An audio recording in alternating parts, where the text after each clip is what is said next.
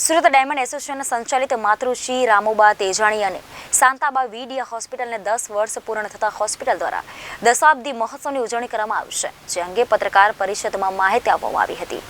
આ અંગે પત્રકાર પરિષદમાં જણાવવામાં આવ્યું હતું કે તારીખ 22 ફેબ્રુઆરી 2014ના રોજ માતૃશ્રી રામુબા તેજાણી અને શાંતાબા વીડિયા હોસ્પિટલની સ્થાપના થઈ હતી। ત્યારે 22 ફેબ્રુઆરી 2024ના રોજ સફળતાના 10 વર્ષ પૂર્ણ થાય છે, જે અનુસંધાને ડાયમંડ હોસ્પિટલ દ્વારા દશાબ્દી મહોત્સવની ઉજવણી કરવામાં આવશે। આ અંગે હોસ્પિટલના ચેરમેન CP વાનાણીએ જણાવ્યું હતું કે દશાબ્દી મહોત્સવનું આયોજન 17મી માર્ચ અને રવિવારના રોજ સાંજે કિરણ હોસ્પિટલ 2ના ગ્રાઉન્ડ મોટા વરાછા ખાતે કરાયું છે।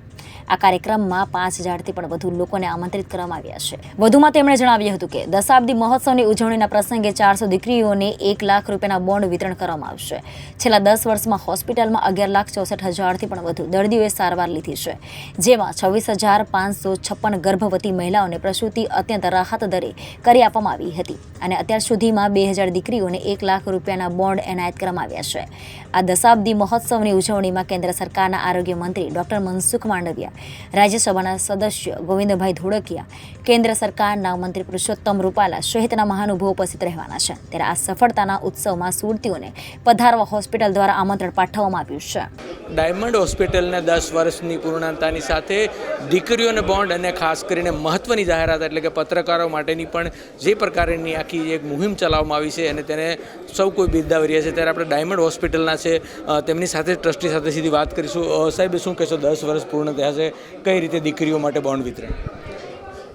સુરત ડાયમંડ એસોસિએશન સંચાલિત ડાયમંડ હોસ્પિટલને 10 વર્ષ પૂર્ણ થયા છે, ત્યારે દશાબ્દી મહોત્સવનું આયોજન કર્યું છે। મોટા વરાછા વિસ્તારમાં કિરણ 2ના ગ્રાઉન્ડમાં રામચોક પાસે એક ભવ્ય કાર્યક્રમનું આયોજન કર્યું છે।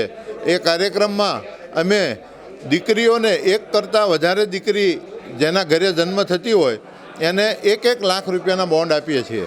અત્યાર સુધીમાં 2000 દીકરીઓને અમે બોન્ડ આપી ચૂક્યા છીએ અને આ દશાબ્દી મહોત્સવના કાર્યક્રમમાં 425 દીકરીઓને વધુ અમે 1 લાખના બોન્ડ આપવા જઈ રહ્યા છીએ।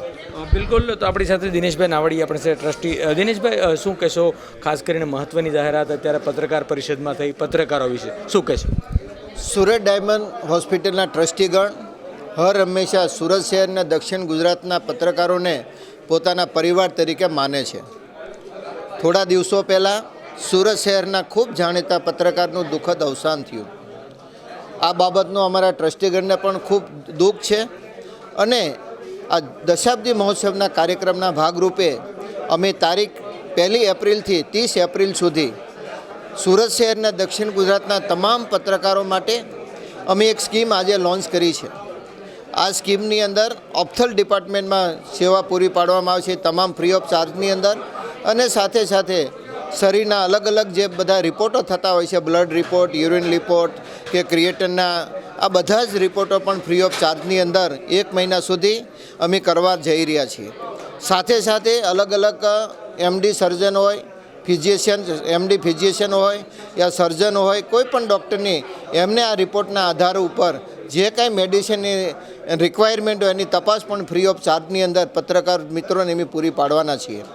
અમને એ બાબતનો આનંદ છે કે આ સુરત શહેરના પત્રકારોને અમે જે પરિવાર તરીકે માનીએ છીએ એ પરિવારનો લાભ પણ આ હોસ્પિટલને ખૂબ મોટો મળી રહ્યો છે, કારણ કે આપના તમામ પત્રકાર મિત્રોના માધ્યમથી સમગ્ર સુરત શહેરની જનતાને સુરત ડાયમંડ હોસ્પિટલની અંદર જે કંઈ કામગીરી થઈ છે એની અવારનવાર આપ માહિતી પૂરી પાડી રહ્યા છો।